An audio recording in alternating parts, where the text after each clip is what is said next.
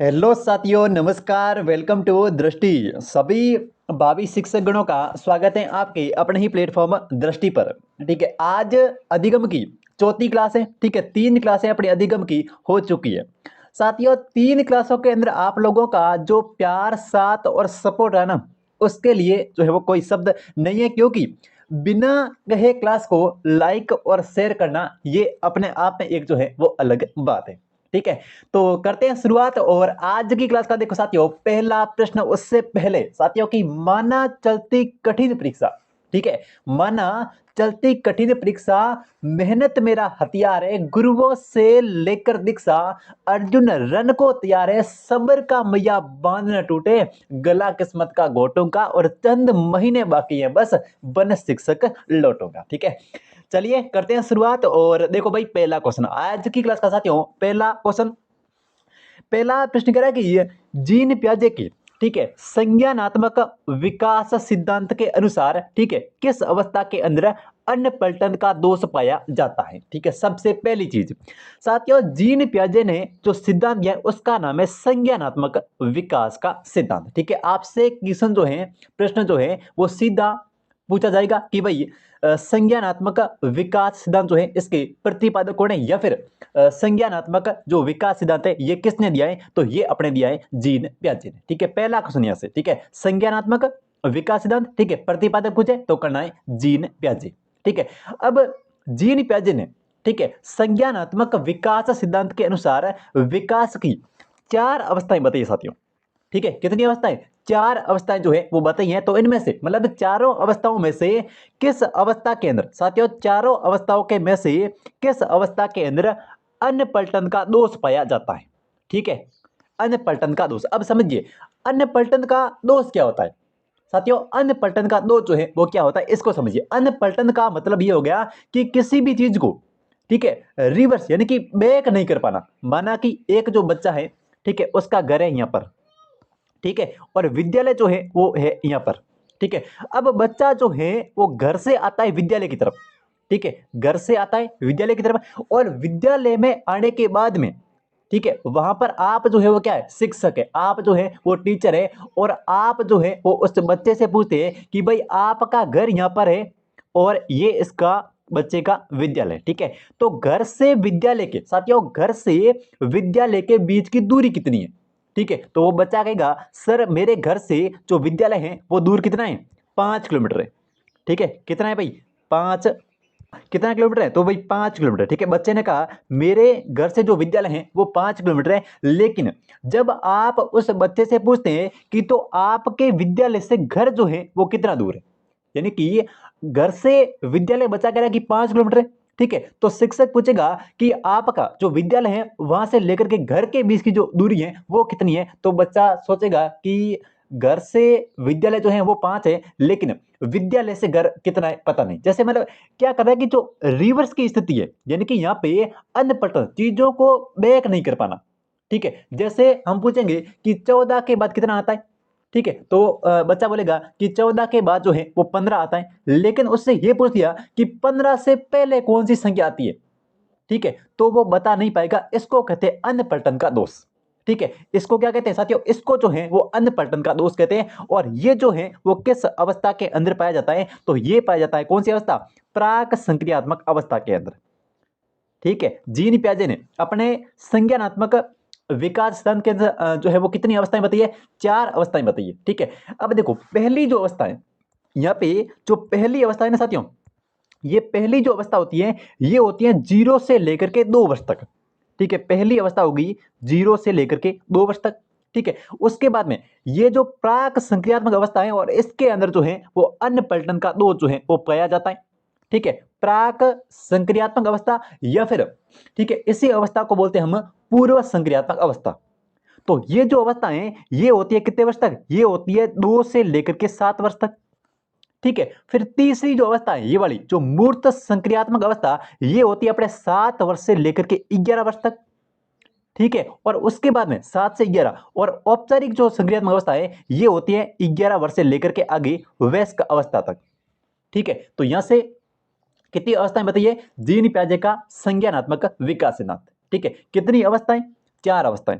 पहली अवस्था संवेदी गामक अवस्था, ठीक है। ये पूछेगा, ये क्वेश्चन आपसे सीधा पूछेगा और रीट के अंदर कई बार पूछा भी गया है कि जीन पियाजे की संज्ञानात्मक विकास सिद्धांत की पहली अवस्था कौन सी, ठीक है। तो पहली कौन सी अपने, पहली होगी संवेदी गामक, ठीक है। अगर आपसे टाइम पूछे कि कब से कब तक है तो ये 0 से लेकर के 2 वर्ष तक है, ठीक है। उसके बाद में देखो प्राक संक्रियात्मक अवस्था या फिर इसी का नाम है पूर्व संक्रियात्मक अवस्था, दोनों नाम जो है वो एक ही है। या तो लिखा आएगा प्राक संक्रियात्मक अवस्था या फिर लिखा आएगा पूर्व संक्रियात्मक अवस्था, ठीक है। तो ये जो अवस्था है ये होती है अपने 2 से लेकर के 7 वर्ष तक, ठीक है। पहली 0 से 2, ठीक है। दूसरी 2 से लेकर 7। उसके बाद में तीसरी जो अवस्था है इसको बोलते हैं मूर्त संक्रियात्मक अवस्था, ठीक है। मूर्त संक्रियात्मक अवस्था, ठीक है। टाइम पीरियड पूछे कि कितने वर्ष से लेकर के कितने वर्ष तक है तो ये है 7 वर्ष से लेकर के 11 वर्ष तक, ठीक है। उसके बाद में चौथी जो अवस्था है उसको बोलते हैं औपचारिक संक्रियात्मक अवस्था और ये जो है वो 11 वर्ष से लेकर के आगे वयस्क अवस्था तक है, ठीक है। अब देखो इस अवस्था के अंदर एक तो साथियों मैंने आपको बता दिया कि अन्य पलटन का दोष जो है वो पाया जाता है प्राक संक्रियात्मक अवस्था के अंदर, ठीक है। चीजों को बैक नहीं कर पाना, ठीक है। इसके अलावा बच्चों के अंदर अगर आपसे क्वेश्चन पूछे कि किस अवस्था के अंदर केंद्रीकरण की प्रवृत्ति पाई जाती है, ठीक है। किस अवस्था के अंदर केंद्रीकरण का भाव जो है वो पाया जाता है। केंद्रीकरण का मतलब क्या हो गया, केंद्रीकरण का मतलब होता है कि चीजों के आयतन को जो है वो समझ नहीं पाना, ठीक है। जैसे कि 2 गिलासों के अंदर दूध भर दिया जाता है, एक गिलास जो है वो इस प्रकार से ऐसे लंबी है, ठीक है, और एक गिलास जो है वो इस प्रकार से चौड़ी है, ठीक है। इसको जो है वो यहाँ तक दूध इसके अंदर भरा हुआ है और इसके अंदर जो है वो यहाँ तक दूध जो है वो भरा हुआ है। बच्चा जो है वो 100% इस गिलास को जो है वो सिलेक्ट करेगा क्योंकि इसके अंदर इसको जो है वो दूध ज्यादा दिखाई दे रहा है जबकि दूध जो है वो दोनों के अंदर बराबर है। इसलिए बच्चों के अंदर जो है वो केंद्रीकरण की प्रवृत्ति जो है वो पाई जाती है, यानी कि ये लंबाई चौड़ाई आयतन जो है वो इनका जो आइडिया जो है वो बच्चों को नहीं होता है, ठीक है। तो ये हो गया केंद्रीकरण। इसके अलावा बच्चों के अंदर यानी कि इस अवस्था के अंदर एक बच्चों के अंदर जीववाद की जो प्रवृत्ति है वो पाई जाती है, ठीक है। जीववाद की प्रवृत्ति जो है क्वेश्चन सीधा पूछा गया था रीट के अंदर कि निम्नलिखित में से जीन पियाजे के संज्ञानात्मक विकास सिद्धांत में किस अवस्था के अंदर जीववाद की प्रवृत्ति जो है वो पाई जाती है तो ये पाई जाती है प्राक संक्रियात्मक अवस्था के अंदर, ठीक है। अब जीववाद क्या होता है, जीववाद का मतलब हो गया कि प्रत्येक चीज को वो सजीव समझने लगता है, ठीक है। प्रत्येक चीज को जो है वो क्या करने लगता है, सजीव समझने लगता है। अगर कोई गाड़ी जा रही है, ठीक है, तो उसको भी वो सजीव समझेगा। अगर कहीं गाड़ी का एक्सीडेंट हुआ है तो उसको वो है वो सजीव समझेगा, ठीक है। और जैसे सूर्य को देखता है तो वो बोलेगा कि सूर्य जो है वो कितना उदास है, यानी कि सूर्य को वो सजीव समझता। हर चीज को, ठीक है, जो चीजें निर्जीव है, ठीक है, और वो ऐसे सोचता है कि इसके जो है वो लग जाएगी, यानी कि चीजों को निर्जीव जो वस्तुएं होती हैं उसको जो है वो सजीव समझना, इसको कहते हैं जीववाद की प्रवृत्ति। और ये जो है वो प्राक संक्रियात्मक अवस्था जो कि 2 वर्ष से लेकर के 7 वर्ष तक होती है, ठीक है, इसके अंदर पाई जाती है, ठीक है। अब देखो प्राक संक्रियात्मक अवस्था को लेकर के कौन कौन से क्वेश्चन जो है वो पूछे गए। एक तो पूछा गया अनपलटन वाला, ठीक है, चीजों को बैक नहीं कर पाएगा, ठीक है। और दूसरी चीज यहाँ पे केंद्रीकरण की प्रवृत्ति, ठीक है, लंबाई आयतन भार उसको जो है वो नहीं पहचान पाएगा। उसके बाद में जीववाद की प्रवृत्ति जो है वो पाई जाती है, किसी भी वस्तु को वो जो है वो सजीव समझ करके उसके साथ में जो है वो वैसा व्यवहार करेगा कि इसके अंदर भी क्या है, जीव है, ठीक है। तो ये तीनों विशेषताएं जो है ये अपने प्राक संक्रियात्मक अवस्था की है और ये क्वेश्चन जो है वो कई बार पूछा गया है, ठीक है। बढ़े आगे, और ये अवस्थाएं अच्छे से ध्यान रखना, 4 अवस्थाएं। या तो पूछेगा कि संज्ञानात्मक विकास सिद्धांत उसकी पहली कौन सी है, या फिर पूछेगा कि संज्ञानात्मक जो विकास सिद्धांत है उसकी अंतिम अवस्था कौन सी है, ठीक है। तो पहली संवेदी गामक है और अंतिम जो है वो औपचारिक संक्रियात्मक अवस्था है जो कि 11 वर्ष से लेकर के आगे जो है वो वयस्क अवस्था तक है, ठीक है। बढ़े आगे, देखो अगला क्वेश्चन, अगला प्रश्न। हाँ जी, इससे पहले साथियों देखो 3 क्लासें हो चुकी हैं और आज जो है वो चौथी क्लास है, ठीक है। इन चारों क्लासों का एक संपूर्ण रैपिड रिवीजन की क्लास आ गई कल शाम 6 बजे, ठीक है। एक एक क्वेश्चन को वैज्ञा सहित करेंगे और कुल जो है वो 150 प्रश्न करेंगे वैज्ञा सहित। और ऐसे प्रश्न है जो रीट के अंदर, ठीक है, रीट के अंदर आरपीएससी या फिर कर्मचारी चयन बोर्ड के द्वारा पूछे गए प्रश्न है, कुल जो है वो 150 प्रश्न करेंगे वैज्ञा सहित। और अधिगम का, अगर आपने अधिगम की ये क्लास देख ली ना तो उसके बाद अधिगम का कोई भी आपका क्वेश्चन जो है वो कभी भी गलत नहीं जाएगा, एक एक क्वेश्चन को व्याख्या सहित पढ़ेंगे। ठीक है, कंप्लीट अधिगम का आपका जो रिवीजन है वो हो जाएगा और लेवल 1 और लेवल 2 दोनों के लिए जो क्लास है वो समान रूप से उपयोगी है। ठीक है, तो जुड़ जाइए आज ही दृष्टि के साथ में। और देखो अगला क्वेश्चन, अगला प्रश्न भाई, अगला प्रश्न कह रहा है कि जीन पियाजे की, ठीक है, संज्ञानात्मक विकास सिद्धांत के अनुसार, ठीक है, विकास की अंतिम अवस्था कौन सी। मैंने आपको बताया था ये क्वेश्चन भी पूछा गया, ये क्वेश्चन जो है वो आपकी रीट के अंदर पूछा गया क्वेश्चन है कि जीन पियाजे ने जो संज्ञानात्मक विकास का सिद्धांत दिया था, ठीक है, उसके अनुसार अंतिम अवस्था कौन सी। साथियों ध्यान से समझना, संज्ञानात्मक विकास सिद्धांत जीन पियाजे और 4 अवस्थाएं। ठीक है, पहली अवस्था साथियों, सबसे पहली जो अवस्था होती है उसको बोलते हैं संवेदीगामक अवस्था। पहली अवस्था संवेदीगामक अवस्था, या फिर इसी का नाम है संवेदीपेशीय अवस्था। अगर भाई गामक की जगह पेशीय लिखा हुआ है ना, पेशीय, पेशीय, ठीक है, तो ये भी वही नाम है, संवेदीगामक हो या फिर संवेदीपेशीय हो, एक ही चीज है। ठीक है, ये होती है 0 से लेकर के 2 वर्ष तक। ठीक है, संवेदी गामक अवस्था या फिर संवेदी पेशीय जो अवस्था होती है ये होती है 0 से लेकर के 2 वर्ष तक। ठीक है, उसके बाद में प्राक संक्रियात्मक अवस्था की बात करें साथियों, प्राक संक्रियात्मक अवस्था या फिर इसी का नाम है पूर्व संक्रियात्मक अवस्था। ठीक है, प्राक की जगह हो सकता है कि पूर्व लिखा हुआ है, तो जो प्राक संक्रियात्मक अवस्था या फिर पूर्व संक्रियात्मक जो अवस्था है ये अपने होती है 2 वर्ष से लेकर के आगे 7 वर्ष तक। ठीक है, उसके बाद में तीसरी जो अवस्था है साथियों, तीसरी जो अवस्था है ये अवस्था है मूर्त संक्रियात्मक अवस्था। ठीक है, ये जो अवस्था है वो है मूर्त संक्रियात्मक अवस्था, और ये अवस्था होती है 7 वर्ष से लेकर के आगे 11 वर्ष तक। और अंतिम जो अवस्था है ये है मूर्त संक्रियात्मक अवस्था, और ये सॉरी अमूर्त संक्रियात्मक अवस्था, और ये होती है आगे 11 वर्ष से लेकर के, ये जो अवस्था है ये 11 वर्ष से लेकर के आगे जो है वो वयस्क अवस्था तक होती है।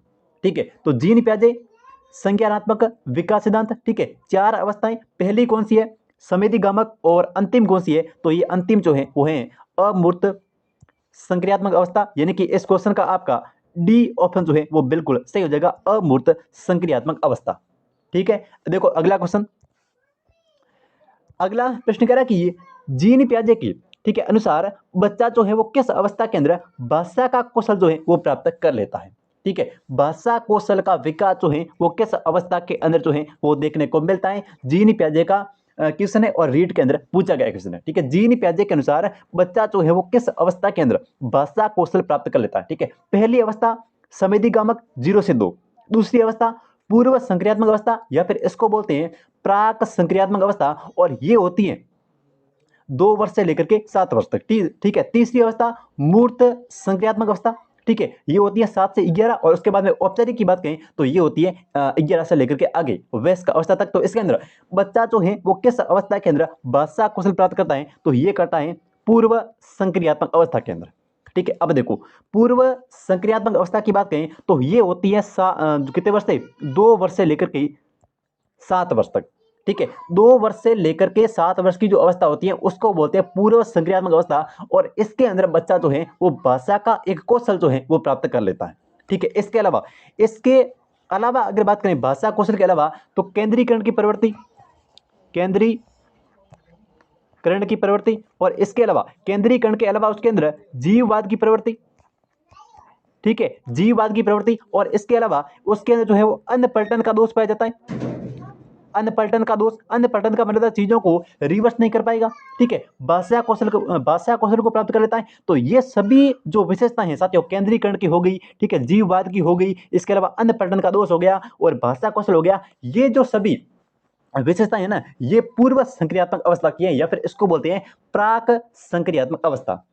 ठीक है, समझ में आई क्या चीजें। देखो केंद्रीकरण की, जीववाद की, ठीक है, अन्न पलटन का दोष, और इसके अलावा भाषा कौशल। इसके अलावा एक क्वेश्चन और पूछा गया था कि जीन पियाजे के संज्ञानात्मक जो विकास सिद्धांत की अवस्था है उसके अनुसार किस अवस्था के अंदर अहम भाव जो है वो पाया जाता है। एक होता है अहम भाव, ठीक है, ये अहम भाव की जो अहम भाव है, ठीक है, इसकी प्रवृत्ति जो है ये किस अवस्था के अंदर पाई जाती है, सीधा क्वेश्चन पूछा गया था। तो देखो अहम भाव का मतलब हो गया कि कोई भी चीज जो है बच्चा जो है वो ये समझेगा कि कोई चीज जो है वो मेरे साथ में चल रही है, उसको बोलते हैं अहम भाव, यानी कि साथ साथ चलना।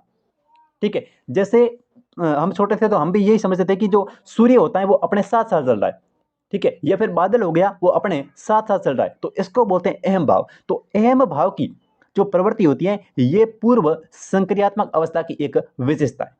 ठीक है, तो भाषा कौशल, ठीक है, अहम भाव, केंद्रीकरण, जीववाद और अलपलटन यानी कि चीजों को रिवर्स नहीं कर पाना। अगर वहीं पर आपसे पूछे कि पलटन की विशेषता, किस अवस्था के अंदर पलटन की विशेषता पाई जाती है, पलटन का मतलब चीजों को वापस बैक कर देना, तो देखो पूर्व के बाद की जो अवस्था है वो है मूर्त, तो मूर्त संक्रियात्मक अवस्था की ये विशेषता बन जाएगी वापस। ठीक है, मूर्त संक्रियात्मक अवस्था जो है इसके अंदर पलटन जो है इसकी विशेषता पाई जाती है, चीजों को बैक करना जो है वो सीख जाएगा इस अवस्था के अंदर। भाई 2 से 7 तक तो उसको पता नहीं है, लेकिन जब 7 से 11 वर्ष तक की अवस्था आएगी ना, तो उसमें जो है वो चीजों को जो है वो बैक कर सकता है, रिवर्स कर सकता है। ठीक है, तो यहाँ पे भाषा कौशल हो गया, अहम भाव हो गया, केंद्रीकरण हो गया, जीववाद हो गया, अनपलटन हो गया, ये सभी जो विशेषता है ये पूर्व संक्रियात्मक अवस्था की विशेषता है। ठीक है, बढ़े आगे। देखो अगला क्वेश्चन, अगला प्रश्न कह रहा है कि जीन पियाजे की, ठीक है, संज्ञानात्मक विकास सिद्धांत के अनुसार, ठीक है, किस अवस्था के अंदर बच्चों को दिशाओं का ज्ञान हो जाता है। ये भी अच्छा क्वेश्चन। देखो दिशाओं का ज्ञान, अब देखो गामक अवस्था में तो होगा नहीं, क्योंकि गामक अवस्था तो जो है वो अपनी 0 से लेकर के 2 वर्ष तक है। ठीक है, उसके बाद में देखो पूर्व संक्रियात्मक अवस्था की बात करें साथियों, पूर्व संक्रियात्मक अवस्था जो है ये होती है 2 से लेकर के 7 वर्ष तक, लेकिन इसके अंदर बच्चों को जो है वो दिशाओं का ज्ञान जो है वो बिल्कुल भी नहीं होता है। ठीक है, तो दिशा की, देखो दिशाओं का ज्ञान होता है कौन सी अवस्था में, मूर्त संक्रियात्मक अवस्था के अंदर। ठीक है, दिशा का जो ज्ञान होता है ये साथियों मूर्त संक्रियात्मक अवस्था के अंदर होता है। ठीक है, और मूर्त संक्रियात्मक अवस्था की बात करें तो ये होती है 7 वर्ष से लेकर के 11 वर्ष तक। ठीक है, तो इसके अंदर बच्चों को जो है वो दिशाओं का ज्ञान और इसके साथ में रखना नक्शे का ज्ञान, मैप जो है ना, नक्शे का ज्ञान जो है वो बच्चे को हो जाता है। ठीक है, दिशाओं का ज्ञान, नक्शे का ज्ञान, वस्तुओं के बारे में मूर्त रूप से सोचना। ठीक है, मूर्त रूप से वस्तुओं के बारे में सोचना, ये जो विशेषता है ये मूर्त संक्रियात्मक अवस्था की है। इसके अलावा पलटन की विशेषता, पलटन की विशेषता, पलटन का मतलब क्या होता है, पलटन का मतलब कि चीजों को रिवर्स करना जो है वो सीख जाता है, तो वो होती है पलटन की अवस्था। ठीक है, दिशाओं का ज्ञान हो जाता है। ठीक है, वस्तुओं को रिवर्स कर सकता है। ठीक है, इसके अलावा नक्शे की पहचान कर सकता है। ठीक है, दिशाओं का ज्ञान और इसके अलावा वस्तुओं के बारे में मूर्त रूप से सोचना, यानी कि जो चीजें प्रत्यक्ष रूप से सामने दिखाई दे रही है, ठीक है, उसके बारे में ही वो सोच सकता है, उसको कहते हैं मूर्त रूप से सोचना। ठीक है, तो पलटन हो गया, दिशाओं का ज्ञान, ठीक है, नक्शे का ज्ञान और मूर्त रूप से सोचना, ये जो विशेषता है ये साथियों मूर्त संक्रियात्मक अवस्था की है, जो कि 7 वर्ष से लेकर के 11 वर्ष तक है। ठीक है, बढ़े आगे। देखो इस क्वेश्चन का आपका सी ऑप्शन जो है वो सही हो जाएगा। संवेदी गामक अवस्था जो है ये 0 से लेकर 2 वर्ष तक ध्यान रखना, और इसके अंदर संवेदी की ध्यान रखना। संवेदी के बारे में मैंने आपको कल बताया था कि एक क्वेश्चन जो है वो संवेदी को लेकर के बार बार जो है वो पूछा जाता है, और वो क्वेश्चन क्या है साथियों, वो क्वेश्चन है कि जो है वह संज्ञानात्मक विकास सिद्धांत के अनुसार किस अवस्था के अंदर वस्तु स्थायित्व, ठीक है, वस्तु स्थायित्व का जो भाव है वो पाया जाता है। ठीक है, यानी कि जीन पियाजे का जो संज्ञानात्मक विकास सिद्धांत है उसके अनुसार किस अवस्था के अंदर वस्तु स्थायित्व का जो भाव है वो पाया जाता है। साथियों वस्तु स्थायित्व का मतलब हो गया कि छोटे बच्चे को कोई भी वस्तु जो है वो अपनी ले लेता है। ठीक है, उसके बाद में जब भी हम जो है वो उस वस्तु को एकदम से झड़प के उसके अगर से घुमा करके इसको ये बोलते हैं कि वो देखो चिड़िया जो है वो उस वस्तु को लेगी, तो वो उस स्थिति को सत्य मान लेता है, यानी कि सही मान लेता है, उसको कहते हैं वस्तु स्थायित्व का भाव। और वस्तु स्थायित्व की जो प्रवृत्ति होती है ये संवेदी गामक अवस्था के अंदर पाई जाती है, जो कि अपनी 0 से लेकर के 2 वर्ष तक होती है। ये क्वेश्चन जो है वो रीट के अंदर पूछा गया था। ठीक है, अगला क्वेश्चन देखो अगला क्वेश्चन, अगला प्रश्न कह रहा है कि अंत्यदृष्टि का सिद्धांत। देखो अंत्यदृष्टि का सिद्धांत जो है वो इसके प्रतिपादक कौन है, अच्छा क्वेश्चन है। ठीक है, अंत्यदृष्टि का सिद्धांत जो है वो किसने दिया साथियों, अंत्यदृष्टि का सिद्धांत। ठीक है, इस सिद्धांत को बोलते हैं सूझ का सिद्धांत। ठीक है, सूझ का सिद्धांत। ठीक है, इस सिद्धांत को सूझ का सिद्धांत बोलते हैं। ठीक है, इसके अलावा इस सिद्धांत को समग्रता, ठीक है, समग्रता का सिद्धांत बोलते हैं। इसके अलावा इस सिद्धांत को जो है वो गेस्टाल्टवाद का सिद्धांत भी बोलते हैं। ठीक है, किसका सिद्धांत, गेस्टाल्टवाद का सिद्धांत भी इस सिद्धांत को कहा जाता है। ठीक है, तो सूझ का सिद्धांत पूछें या फिर समग्रता का पूछें या फिर गेस्टाल्टवाद का पूछें, एक ही चीज है। और इस सिद्धांत के प्रतिपादक कौन है, इस सिद्धांत के प्रतिपादक हो जाएंगे कोहलर। ठीक है, इस सिद्धांत की प्रतिपादन हो जाएगी कोहलर। तो ए ऑप्शन जो है वो बिल्कुल सही हो जाएगा। अंत्यदृष्टि का सिद्धांत प्रतिपादक पूछे तो करना है कोहलर, और इसी को बोलते हैं सूज का सिद्धांत। ठीक है, और इसके अलावा समग्रता का सिद्धांत और गेस्टाल्टवाद का सिद्धांत। अब समझिए, ये जो अंत्यदृष्टि का सिद्धांत है, ठीक है, ये जो है वो क्या कहता है, देखो अंत्यदृष्टि का सिद्धांत का मतलब हो गया, सूज के सिद्धांत का मतलब हो गया कि किसी भी विषय वस्तु के बारे में आकस्मिक रूप से ज्ञान होना। ठीक है, कैसे आकस्मिक रूप से जो है वो किसी विषय वस्तु के बारे में आकस्मिक रूप से ज्ञान होना, ये कहता है अंत्यदृष्टि का सिद्धांत। इसलिए इसको जो है वो सूज का सिद्धांत भी कहा जाता है। एक बार समझिए इस चीज को, ये नाम जो है वो याद कर लेना चाहिए। ठीक है, ये इसके अन्य नाम है। ठीक है, माना कि आप जो है वो रास्ता के अंदर जा रहे हैं, ठीक है, और आपके पीछे ये है रास्ता और यहाँ से जा रहे हैं भाई आप। ठीक है, जाते जाते आपके पीछे अचानक से एक कुत्ता जो है वो दौड़ने लगता है। ठीक है, और आप जो है इस कुत्ते के आगे बढ़ रहे, कुत्ता जो है वो आपके पीछे भाग रहा है। आप भागते भागते भागते यहाँ आकर, यहाँ जब आते हैं तो आपको जो एक पत्थर जो है वो यहाँ पे दिखाई दिया। आप जस्ट उसके साथ, मतलब पहले आप भाग रहे थे, आपको जो है वो इस चीज के बारे में ज्ञान नहीं था कि भाई क्या करूं, मतलब अचानक से जो है, अचानक से आकस्मिक ज्ञान होना, आकस्मिक एकदम से आपको ज्ञान आया कि इस पत्थर को उठा करके मैं उस कुत्ते का जो है वो मुकाबला कर सकता हूं।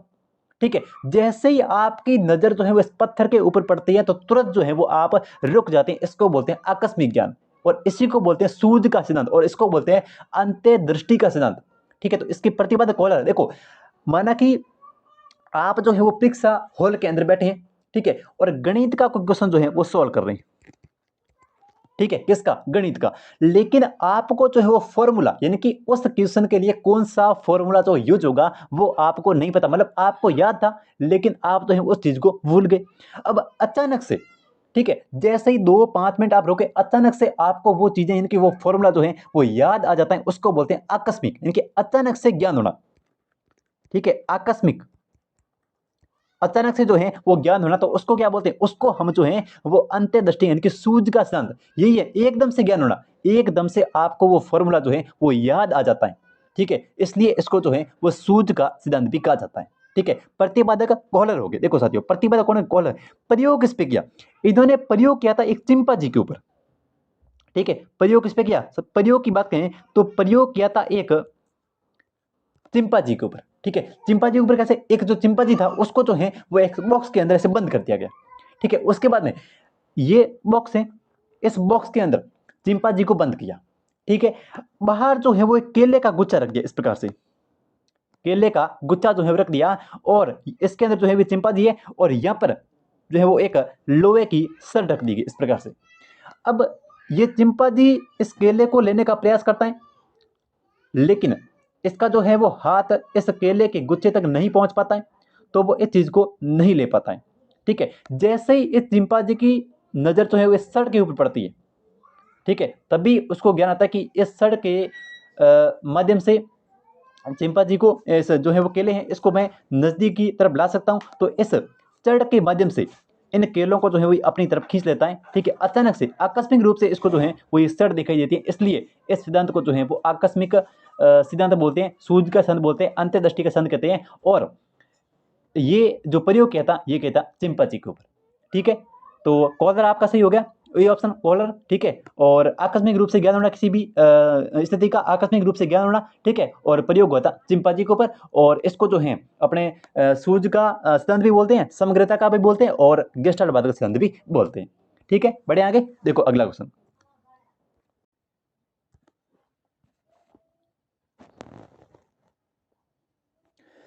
आज की क्लास का देखो अगला क्वेश्चन भाई, साथियों अगला क्वेश्चन है कि सामाजिक अधिगम का सिद्धांत।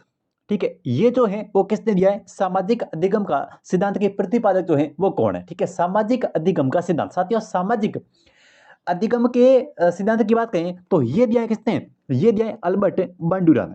ठीक है, सामाजिक अधिगम का जो सिद्धांत है, ठीक है, इसके प्रतिपादक कौन है, अल्बर्ट बांडुरा। ठीक है, अल्बर्ट बांडुरा की बात करें तो जो सामाजिक अधिगम का सिद्धांत है, ये सिद्धांत ये कहता है कि सर्वाधिक हम जो सीखते हैं ना वो सीखते हैं अनुकरण के द्वारा। ठीक है, दूसरों के व्यवहार को देखकर सीखना।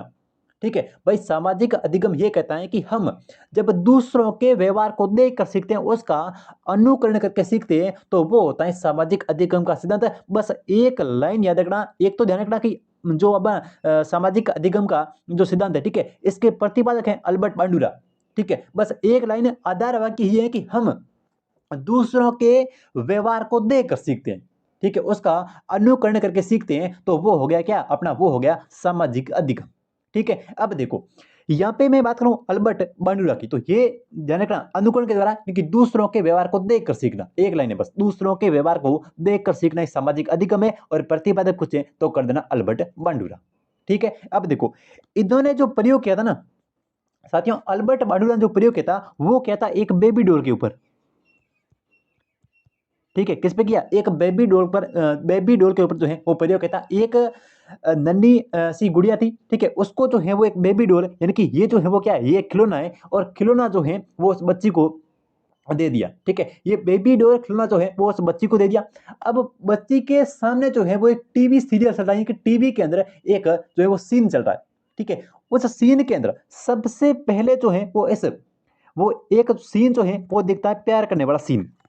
ठीक है, प्यार वाला जो सीन है वो उस टीवी के अंदर दिखाया जाता है। तो उस प्यार वाले सीन को देख करके, मैंने आपको कहा था कि दूसरों के व्यवहार को देखकर सीखना, मतलब जब वो प्यार वाला सीन जो है वो एक छोटी गुड़िया जो है वो इस बेबी डॉल को लेकर के उस सीन को देखती है, तब वह गुड़िया जो है इस बेबी डॉल से प्यार करती है।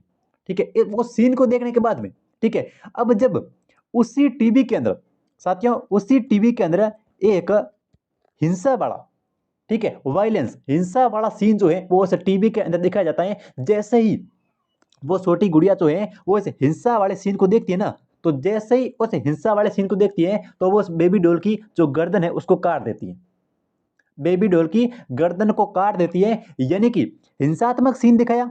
ठीक है, तो उसने उस गुड़िया के साथ में हिंसा की। ठीक है, जब उसको प्यार वाला सीन दिखाया तो जो इस बेबी डॉल के साथ में उसने जो है वो प्यार किया। तो ये चीजें होती हैं कि दूसरों के व्यवहार को देखकर सीखना। जैसे हम जो हैं वो जैसे अनुकरण करके सीखते हैं, जैसे परिवार या जैसा हमारा समाज होता है उसी प्रकार से हम सीखते हैं, तो उसको बोलते हैं अनुकरण के द्वारा सीखना। ठीक है, जैसी चीजें परिवार के अंदर होगी बच्चा जो है वो उसी चीजों का अनुकरण करके सीखेगा। यही है सामाजिक अधिगम का सिद्धांत, और इसके प्रतिपादक हो जाएंगे अल्बर्ट बांडुरा। ठीक है, अब देखो सबसे पहली चीज ये है कि सामाजिक अधिगम, हम जब सामाजिक अधिगम की बात करते हैं तो यहाँ पर अल्बर्ट बांडुरा ने सामाजिक अधिगम के कुछ सोपान बताइए। ठीक है, अल्बर्ट बांडुरा ने सामाजिक अधिगम के कुछ सोपान बताइए। ठीक है, इन सोपान से भी क्वेश्चन जो है वो आपसे पूछा जा सकता है। ठीक है, देखते हैं कौन कौन से सोपान जो है वो अल्बर्ट बांडुरा ने बताइए। सबसे पहला सोपान, सबसे पहला सोपान जो है उसका नाम है अवधान करना। पहला सोपान हो गया अवधान करना। अवधान करने का मतलब होता है किसी भी चीज को देखना, किसी के व्यवहार को देखना। आप अभी जो क्लास देख रहे हैं यानी कि आप जो है वो अवधान कर रहे हैं। अवधान का मतलब होता है किसी के व्यवहार को देखना। ठीक है, व्यवहार को देखने के बाद में, ठीक है, दूसरा जो सोपान है वो है धारण करना। धारण करना, किसी भी आदमी के व्यवहार को, हम परिवार के अंदर हम जो है वो किसी के अपने से बड़ों के व्यवहार को देखते हैं, सबसे पहले उसको बोलते हैं अवधान करना। उसके बाद में जब हम उसको धारण करते हैं, यानी कि जैसा हम अपनाते हैं, धारण कर लेते हैं कि ये ऐसा व्यवहार कर रहा है तो मुझे भी ऐसा ही व्यवहार करना है, इसको बोलते हैं धारण करना। तो बड़े ने व्यवहार किया, हमने सबसे पहले अवधान किया उसका। उसके बाद में हमने जो है वो उसको धारण किया। धारण करने के बाद में तीसरा जो सोपान बताए हैं वो बताएं कि पुनः उत्पादन। ठीक है, क्या करना, पुनः उत्पादन। इसका मतलब था कि पुण्य जो है वो उस व्यवहार को धारण करने के बाद में हम उस व्यवहार को जो है वो लागू करते हैं, तो उसको बोलते हैं, उपयोग में लेते हैं, तो उसको बोलते हैं पुण्य उत्पादन। हम भी वैसा ही व्यवहार करते हैं। ठीक है, तो वो हो गया पुण्य उत्पादन। पहला अवधान करना यानी कि देखना। देखने के बाद में हमने क्या किया, धारण किया। धारण करने के बाद में हमने इस चीज का उपयोग किया, पुण्य उत्पादन किया। ठीक है, पुण्य उत्पादन करने के बाद में जो चौथा जो इन्होंने सोपान बताया वो बताया था कि पुनर्बलन या फिर अभिप्रेरणा। ठीक है, पुनर्बलन या फिर इसको बोलते हैं अभिप्रेरणा। इस प्रकार से सामाजिक अधिगम सिद्धांत के अनुसार अल्बर्ट बांडुरा ने कुल जो है वो 4 सोपान बताए। सबसे पहली चीज होगी अवधान करना, हम किसी को देख रहे हैं वो हो गया अवधान करना। उसके बाद में सेकंड चीज जो होगी वो हो गया धारण करना, मतलब उसके व्यवहार को देखकर जो चीजें हमने सीखी है वो उसको जो है वो धारण करना। तीसरी चीज यहाँ पे होगी कि पुनः उत्पादन करना। ठीक है। पुनः उत्पादन करने का मतलब हो गया कि उन चीजों को जो है वो हम अपनी ओर से लागू कर रहे हैं, ठीक है। उसके बाद में चौथा जो सोपान है वो हो गया पुनर्बलन, ठीक है। पुनर्बलन अगर अच्छा मिलता है तब हम उस व्यवहार को सीख जाते हैं, ठीक है। अगर पुनर्बलन जो है वो नकारात्मक मिलता है तो हम उस व्यवहार को नहीं सीख पाते हैं, ठीक है। तो ये हो गया सामाजिक अधिगम का सिद्धांत। बढ़े आगे, ये 4 सोपान है, इनको अच्छे से ध्यान में रखना। अवधान करना, धारण करना, पुनः उत्पादन और पुनर्बलन या फिर अभिप्रेरणा, ठीक है। देखो अगला क्वेश्चन, अगला प्रश्न कह रहा है कि देखो अगला प्रश्न, और हाँ जी, देखो अगला क्वेश्चन कह रहा है कि बच्चे फिल्म में दिखाई गई हिंसात्मक व्यवहार को देखकर सीख सकते हैं, ठीक है। ये मनोविज्ञान के किस सिद्धांत पर आधारित है? सीधी सी बात है कि दूसरों के व्यवहार को देखकर सीखना। दूसरों के व्यवहार को देखकर सीखता है, वो सामाजिक अधिगम का सिद्धांत था, और वो था अल्बर्ट बांडुरा का। यानी कि वो बेबी डॉल, वो जो गुड़िया है ना, वो उस जब प्यार वाले सीन को देखती है तब वो उस बेबी डॉल से वो गुड़िया प्यार करने लग जाती है, ठीक है। और जब वो हिंसा वाले सीन को देखती है तो वो उस बेबी डॉल की गर्दन काट देती है। यानी कि दूसरों के व्यवहार को देखकर सीखना, यहाँ पे बताया गया कि फिल्म में देख करके, ये क्वेश्चन पूछा गया था, ठीक है। फिल्म में दिखाई गई हिंसात्मक व्यवहार को देखकर सीख सकते हैं, दूसरों के व्यवहार को देखकर सीख सकते हैं, तो वो हो गया अपना सामाजिक अधिगम का सिद्धांत, और प्रतिपादक है अल्बर्ट बांडुरा। देखो अगला क्वेश्चन, अगला प्रश्न कह रहा है कि अधिगम के क्षेत्रीय सिद्धांत का प्रतिपादन जो है वो किसने किया है? अधिगम के क्षेत्रीय सिद्धांत का प्रतिपादन जो है वो किसने किया है? तो ये किसने किया है? ये क्या, कोर्ट लेविन ने। सिर्फ और सिर्फ नाम जो है वो याद रखना, कोर्ट लेविन, ठीक है। अधिगम का क्षेत्रीय सिद्धांत यानी कि फील्ड थ्योरी, ठीक है, इसका जो प्रतिपादन किया है ये क्या, कोर्ट लेविन ने। तो इस क्वेश्चन का आपका सी ऑप्शन जो है वो सही हो जाएगा, कोर्ट लेविन, ठीक है। अगला देखो, अगला प्रश्न कह रहा है कि अधिगम सोपान का सिद्धांत जो है ये किसने दिया? ये इंपॉर्टेंट है, अधिगम सोपान का सिद्धांत, ठीक है। अधिगम के सोपान सिद्धांत की बात करें तो इसके प्रतिपादक होते हैं कौन? रॉबर्ट गेन, ठीक है। ये अच्छा सुने, अधिगम के सोपान का सिद्धांत दिया था रॉबर्ट गेन ने, और रॉबर्ट गेन ने अधिगम सोपान सिद्धांत के अनुसार अधिगम के जो है वो 8 सोपान बताइए, ठीक है। कितने सोपान? 8 सोपान बताए, और एक पुस्तक लिखी है जिसका नाम है कंडीशन ऑफ लर्निंग। ये भी पूछा गया किसने, ठीक है, condition of learning.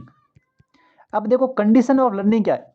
Condition of learning का मतलब हिंदी में होता है कि भाई सीखने की शर्तें, ठीक है। कंडीशन ऑफ लर्निंग यानी कि सीखने की शर्तें, ठीक है। अधिगम सोपान का सिद्धांत, ठीक है। प्रतिपादक कौन है? रॉबर्ट गेने, ठीक है। प्रतिपादक हो गए रॉबर्ट गेने। कितने सोपान बताए हैं? तो सोपान बताए हैं 8। रॉबर्ट गेने ने अधिगम सोपान सिद्धांत के अनुसार 8 सोपान बताए हैं, ठीक है। और पुस्तक का नाम याद रखना, कंडीशन ऑफ लर्निंग। हिंदी में लिखा हुआ आएगा या फिर अंग्रेजी में आएगा। हिंदी में ऐसे आ जाएगा कि अधिक जो है वो किसकी, कंडीशन, कंडीशन ऑफ लर्निंग यानी कि सीखने की शर्त है, ठीक है। तो ये तो पुस्तक हो गई कंडीशन ऑफ लर्निंग, तो ये पुस्तक है। बाकी 8 सोपान बताए, और प्रतिपादक पूछे तो करना है रॉबर्ट गेने, ठीक है। बढ़े आगे, देखो अगला क्वेश्चन, अगला प्रश्न कह रहा है कि यदि आपकी कक्षा का कोई भी बच्चा जो है वो सी को डी तथा डी को सी पढ़ता है या फिर लिखता है तो वो किस रोग से पीड़ित है, ठीक है। अगर आपकी कक्षा का कोई भी बच्चा जो है वो सी को डी तथा डी को सी लिखता है या फिर पढ़ता है तो वो किस रोग से पीड़ित है? ध्यान रहे, वो जो रोग है उसका नाम है डिसलेक्सिया, ठीक है। अब देखो डिसलेक्सिया की कुछ विशेषताएं होती है, ठीक है। डिसलेक्सिया, जिस बच्चे को डिसलेक्सिया होती है उसके अंदर जो है वो क्या क्या विशेषताएं जो है वो पाई जाती है। डिसलेक्सिया होता क्या है? डिसलेक्सिया की बात करें तो वैसे तो ये जो है ना, ये एक पठन विकार है, ठीक है। यानी कि पढ़ने से संबंधित है, पठन विकार है। अब इसके अंदर क्या होता है कि बच्चे को जैसे ही ब्लैक बोर्ड के ऊपर आप सी लिखोगे, बच्चा जो है उसको डी पढ़ेगा, ठीक है। जैसे ही आप लिखोगे यहाँ पे नाम, बच्चा पढ़ेगा मान। कहने का मतलब ये है कि जब किसी भी बच्चे को डिसलेक्सिया है तो वो क्या करता है कि शब्दों को हमेशा, शब्दों को उल्टा पढ़ना, ठीक है। शब्दों को हमेशा, जिस बच्चे को डिसलेक्सिया है वो शब्दों को उल्टा पढ़ेगा, ठीक है। सी को आप सी लिखोगे बोर्ड पे वो डी पढ़ेगा, ठीक है। आप बोर्ड पे नाम लिखोगे वो इस नाम को मान पढ़ेगा, ठीक है। तो ये जो है इस प्रकार की जो विशेषताएं होती है वो होती है डिसलेक्सिया के अंदर, ठीक है। देखो बच्चा जो है वो शर्ट के बटन जो है उसको बंद नहीं कर पाता है डिसलेक्सिया में, ये भी एक डिसलेक्सिया की विशेषता है, ठीक है। इसके अलावा बच्चा जो है वो पेंसिल को ढंग से पकड़ भी नहीं पाएगा, पेंसिल को नहीं पकड़ पाना, ये जो विशेषताएं हैं ये भी किसकी है? ये भी अपने डिसलेक्सिया की, ठीक है, सी को डी लिखें या फिर डी को सी लिखें, ये पढ़ें, या फिर वो नाम को मान यानी कि शब्दों को उल्टा पड़ेगा। ठीक है, उसके बाद में शर्ट के जो बटन है उसको बंद नहीं कर पाएगा, पेंसिल को ढंग से पकड़ नहीं पाएगा। ये सारी जो विशेषताएं होती हैं वो अपने होती हैं डिसलेक्सिया की। ठीक है, स्वरों के अंदर अंतर, जो स्वरों वाली ध्वनि होती है ना, उसके अंदर वो अंतर जो है वो नहीं कर पाएगा, है ना। तो ये जो विशेषताएं ये अपने डिसलेक्सिया की है। देखो अगला क्वेश्चन, अगला प्रश्न कह रहा है कि एलेक्सिया क्या है। ठीक है, कोई पढ़ने की अक्षमता है, अक्षमता को ऐसे लिखेंगे अक्षमता। ठीक है, ये होगी अक्षमता। पढ़ने की अक्षमता है, या फिर लिखने की अक्षमता है, या फिर बोलने की कोई अक्षमता है, या फिर सीखने की अक्षमता। साथियों देखो, एलेक्सिया की बात करें तो एलेक्सिया जो है ये एक पढ़ने की अक्षमता है, यानी कि एक पठन विकार है एलेक्सिया। ठीक है, पढ़ने की अक्षमता है एलेक्सिया। ठीक है, बढ़े आगे। देखो अगला क्वेश्चन, अगला प्रश्न कह रहा है कि अधिगम अक्षमता में गणितीय विकार। देखो गणितीय विकार से सीधा समझ लेगा डिसकैलकुलिया। ठीक है, गणितीय विकार यानी कि डिसकैलकुलिया, जिसके अंदर इसको जो है वो गणितीय अंकों की समझ जो है वो बिल्कुल भी नहीं होती है। जो बच्चा गणित के अंदर कमजोर होता है उसको जो है वो क्या है, डिसकैलकुलिया है। ठीक है, गणितीय विकार है एक डिसकैलकुलिया, इसके अंदर बच्चे को गणितीय अंकों के बारे में समझ जो है वो बिल्कुल भी नहीं होती है। ठीक है, इसके अंदर जब एक बार एक सीटेट के अंदर क्वेश्चन पूछा गया था कि जब आप जो मतलब एक जो है किसी बच्चे को बैंक के अंदर जो है वो ले जाया जाता है, और बैंक में उसको जो है वो किससे डर लगता है, चेक बुक से डर लगता है। ठीक है, चेक बुक से डर लगता है, यानी कि उस बच्चे को जो है वो कौन से वो रोग से पीड़ित है। ठीक है, चेक बुक से डर लगना, चेक बुक में क्या है, गणितीय अंक होते हैं, और गणितीय अंकों से जो बच्चा डरता है, गणितीय प्रक्रिया को जो सोल्व नहीं कर पाता है, उसको जो है वो डिसकैलकुलिया है। ठीक है, गणितीय एक विकार है, गणितीय अंकों का जो ज्ञान है वो उस बच्चे को नहीं होता है।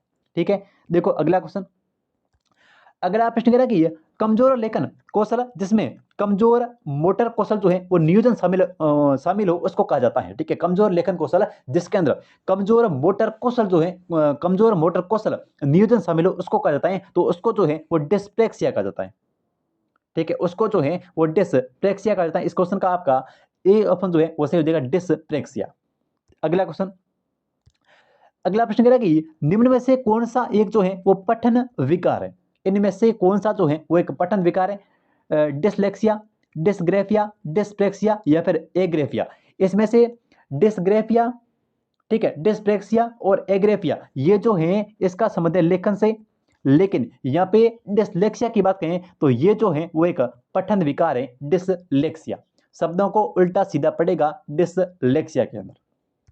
अगला क्वेश्चन, और आज की क्लास का देखो अगला क्वेश्चन है, और इस क्वेश्चन का आंसर जो है वो आपको कमेंट करके बताना है। ठीक है, लास्ट क्वेश्चन का आंसर जो है वो हमेशा आपको ही बताना होता है। ठीक है, तो लास्ट क्वेश्चन कह रहा है कि मौखिक भाषा को ग्रहण करने की कठिनाई जो है वो क्या कहलाती है। मौखिक भाषा को ग्रहण करने की कठिनाई जो है वो क्या कहलाती है। ऑप्शन ए देखो aphasia, option B dyscalculia, dyscalculia मैंने आपको दिया किससे संबंधित है, गणित से। ठीक है, मोटापा या फिर मायोपिया, इनमें से आपको बताना है कि कौन सा जो है वो मौखिक भाषा को ग्रहण करने के अंदर एक कठिनाई है। ये तो होगा नहीं, बाकी इन तीनों में से आपको जो मोटापा भी होगा नहीं, इन दोनों में से एफ्रेजिया या फिर मायोपिया, इनमें से आपको एक आंसर जो है वो कमेंट करना है।